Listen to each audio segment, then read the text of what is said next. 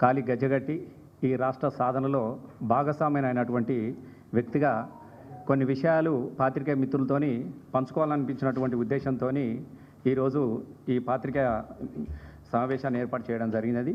ఇందులో భాగస్వాములైనటువంటి మా మిత్రులందరికీ కూడా ధన్యవాదాలు తెలియజేస్తూ ఉన్నాను. ఎందుకనంటే ఇప్పుడు జరుగుతున్నది వానకాలం లాగా లేదు, కుక్కల కాలం లాగా నడుస్తూ ఉన్నది. ఎందుకంటే ఈ భాష వాడుతున్నానంటే వానకాలం వచ్చిన తర్వాత చాలామంది కుక్కలకు యాంటీ ర్యాబిట్స్ అది వేస్తాడు, వ్యాక్సిన్ వేస్తారు. కానీ ఎందుకో ఈ తెలంగాణలో ఇప్పుడు పాలిస్తున్నటువంటి పాలనలో పాపం పాలకపక్షం ఉన్నటువంటి కుక్కలకు కొంత వ్యాక్సిన్ అందనట్టున్నాయి. అవి పిచ్చిలేసి ఇలా గల్లీల పంట ఊర్ల పంట తిరుగుతూ మొరుగుతూ ఉన్నాయి. నేను ఈ భాషను కూడా నేను ఎందుకు వాడుతున్నానంటే మనుషుల భాష అయితే మనుషులతో మాట్లాడవచ్చు, ఈ కుక్కల భాష మాట్లాడాలంటే కొంచెం గట్టిగానే చెప్పాల్సినటువంటి పరిస్థితి ఉంది. కాబట్టి నేను ముందు ఈ 2 పదాలను నేను వాడిన. అయితే ముఖ్యంగా గత 2-3 రోజుల నుంచి మనం చూస్తూ ఉన్నాం.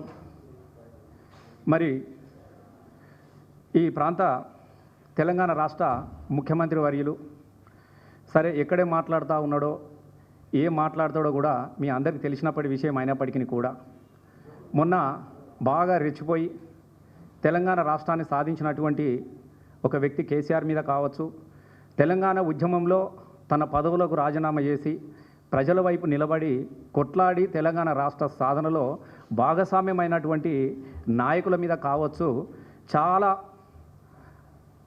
మాటలు కూడా మాట్లాడలేనటువంటి అనేకమైనటువంటి అసభ్యకరమైనటువంటి పదాలను వాడుతూ కూడా మరి రేవంత్ రెడ్డి గారు ముఖ్యమంత్రి గారు కేసీఆర్ గారు వస్తారా, కేటీఆర్ గారు వస్తారా, దమ్ముంటే రా అని చెప్పేసి తొడపాశం పెట్టుకున్నాడు, తొడలు కొట్టుకున్నాడు, మెడలు దింపిండు, ఇవన్నీ చేసేసిండు. సరే రమ్మని చెప్పేసి సవాల్ విసిరినటువంటి విషయం కూడా మీ అందరికీ తెలుసు. నేను ఒకటే చెప్తా ఉన్నానంటే సవాలుకు ఎన్నడూ కూడా వెనుకకు వెనుదిరిగినటువంటి చూడనటువంటి ఉద్యమ బిడ్డలు మన కేటీఆర్ గారు కావచ్చు, కేసీఆర్ గారు కావచ్చు, హరీష్ అన్న లాంటి కావచ్చు, బీఆర్ఎస్ టీఆర్ఎస్ పార్టీకి సంబంధించినటువంటి వ్యక్తులు ఎన్నడూ కూడా సవాళ్లకు వెనుకకు పోలేదు.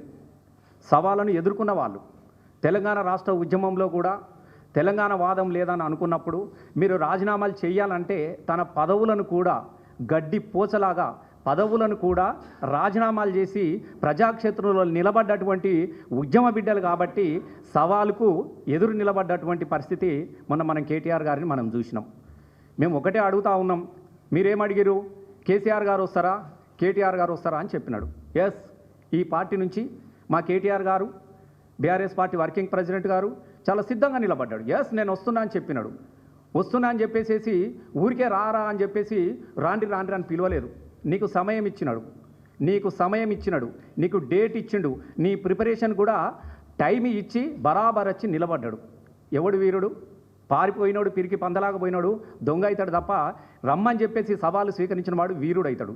మరి అట్లాంటి వీరుని మీద కొంతమంది ఆయన అనుచరుల బృందం కావచ్చు, వాళ్ళ పార్టీ వాళ్ళు కావచ్చు మాట్లాడుతూ ఉంటే నాకు ఊర్లలో ఒకటి సామెత యాదికి వచ్చింది.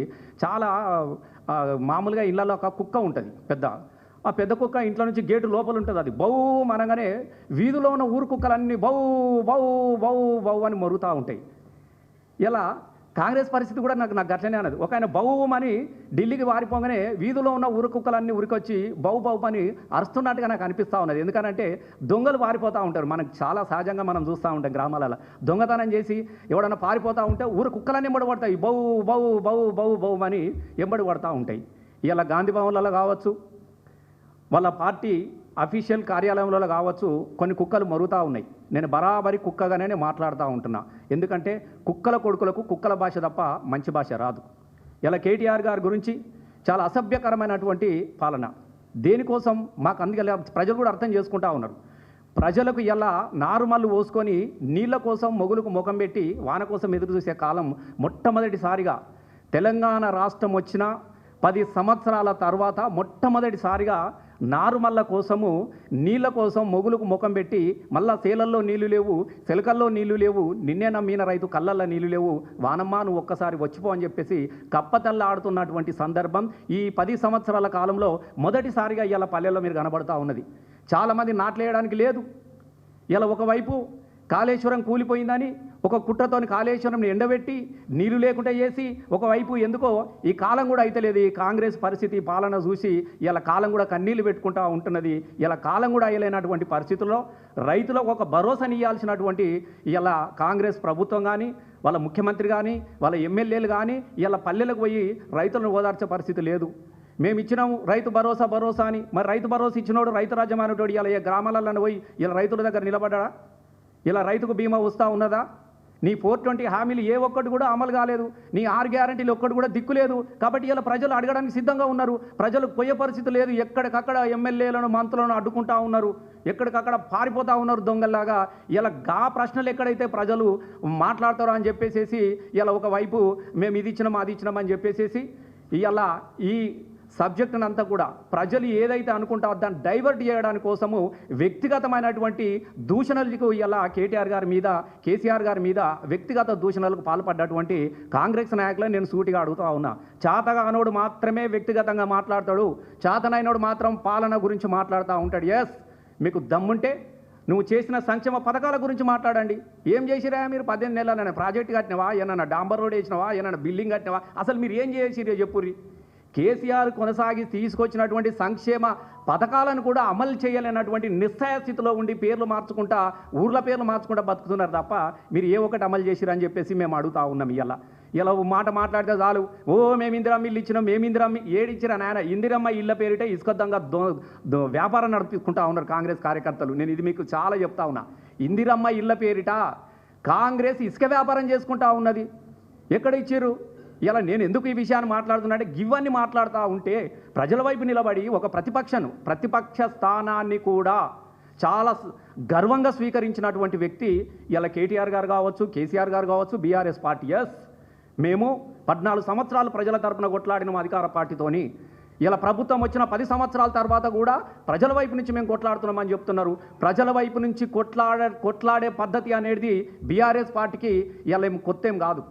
నేను ఎందుకు ఈ విషయాన్ని గుర్తు చేస్తున్నా అంటే అట్లాంటి వ్యక్తులను పట్టుకొని కేటీఆర్ను పట్టుకొని అసభ్యకరమైనటువంటి అసలు ఎంత విచిత్రమైనండి. ఏం తెలుసా అండి? కేటీఆర్ అంటాడు కేటీఆర్ అమెరికాలో పోయిండు, ఈ పని చేసుకున్నాడు, ఆ మరి పని చేసుకొని బతుకోకుంటే మీలాగా బెదిరించుకొని బతుకమన్నారా? మీలాగా దోపిడీ చేసుకొని బతుకమన్నారా? మీలాగా దొంగతనాలు చేసుకొని బతుకమన్నారా? మీలాగా జేబులు కొట్టుకొని బతుకమన్నారా? అసలు దేనికి బతకాలి? ఒక విద్యార్థి అమెరికాకో ఇలా లండన్కో పోయే విద్యార్థులు తన స్వయంగా కష్టపడుతూ చదువుకొని ఉన్నతమైనటువంటి విద్యను అభ్యసించిండు. తను కష్టపడుతూ కూడా తన తండ్రి ఇక్కడ అప్పటికి అన్నిసార్లు ఎమ్మెల్యేగా ఉన్నప్పటికీ అన్నిసార్లు మంత్రిగా ఉన్నప్పటికీ తల్లిదండ్రుల మీద ఆధారపడకుండా కేటీఆర్ గారు స్వయంగా అమెరికాకి వెళ్ళి కష్టపడ్డాడు. పనిచేసిండు, సూపర్ మార్కెట్లో పనిచేసిండో, ఎండ్ల పనిచేసిండో, పని చేసుకుంటూ చదువుకొని ఉన్నత విద్యను అభ్యసించి ఆయన ఒక గొప్ప ఉద్యోగాన్ని చేస్తున్నటువంటి సందర్భంలో, గొప్ప ఉద్యోగం మామూలుగా కూడా కాదు, గొప్ప ఉద్యోగం చేస్తున్నటువంటి సందర్భంలో తెలంగాణలో జరుగుతున్నటువంటి ఉద్యమాన్ని చూసి ఆ రోజు అనేక మంది విద్యార్థులు, ఉస్మానియా యూనివర్సిటీ విద్యార్థులు, కాకతీయ యూనివర్సిటీ విద్యార్థులు, నాగార్జున యూనివర్సిటీ విద్యార్థులు, పాలమూరు జిల్లా యూనివర్సిటీ విద్యార్థులు, అనేక మంది విద్యార్థులు తెలంగాణ కోసం కొట్లాడుతూ ఉంటే నేను ఒక్కని మాత్రము నా కోసం నేను బతకాలని చెప్పేసి ఉన్నత విద్యను వదిలేసేసి ఉద్యోగాన్ని వదిలేసేసి తెలంగాణ రాష్ట్ర ఉద్యమంలో భాగస్వామ్యుడైనటువంటి వ్యక్తి కదా కేటీఆర్ గారు. ఎలా కేటీఆర్ గారు ఒక స్వయం శక్తి. నేను 100కు 100% చెప్తా ఉన్నా. కొంతమంది లుచ్చ మాటలు మాట్లాడే లుచ్చగాళ్లకు తెలియకపోవచ్చు కేటీఆర్ గారి చరిత్ర. నేను చెప్తా ఉన్నా, కేటీఆర్ గారు అమెరికా వదిలేసి దేనికోసం వచ్చినాడు? తెలంగాణ ఉద్యమం కోసం కాదా? తెలంగాణ ఉద్యమంలో నిలబడ్డాడు. 2009లో మొత్తం ఇలా ఏ ఓడైతే మాట్లాడుతూ ఉన్నాడో ఈ లట్టుగాడు పొట్టుగాడు, ఎన్నడు జనమోకం ఎరగనోడు, ఎన్నడు జనంలో గెలవనోడు, ఎన్నడు జనంలోకి కనీసం వార్డు మెంబర్ కూడా గెలవనోడు, ఇలా అధికార మదాన్ని చూసుకొని కేటీఆర్ మీద కేటీఆర్ నువ్వు బచ్చగాని. ఎస్, కేటీఆర్ కొంతమంది లుచ్చగాళ్లకు బచ్చగానిగా కనబడతాడు. కేటీఆర్ గారు ఉద్యమం నిలబాలుడు. అమెరికా నుంచి కొత్తలో వచ్చినోనే 2009లో మొట్టమొదటిసారిగా ప్రజాక్షేత్రంలో నిలబడి ఒక తెలంగాణ ఉద్యమ బిడ్డగా గెలిచిన వ్యక్తి కదా. ఒకసారి తండ్రి కోసం తండ్రితో గెలవచ్చు అని అనుకున్నప్పుడు ఎన్నిసార్లు రాజీనామా చేసిండు కేటీఆర్ గారు? ఎన్నిసార్లు రాజీనామా చేసి ప్రజాక్షేత్రంలో నిలబడ్డాడు? ఇప్పటి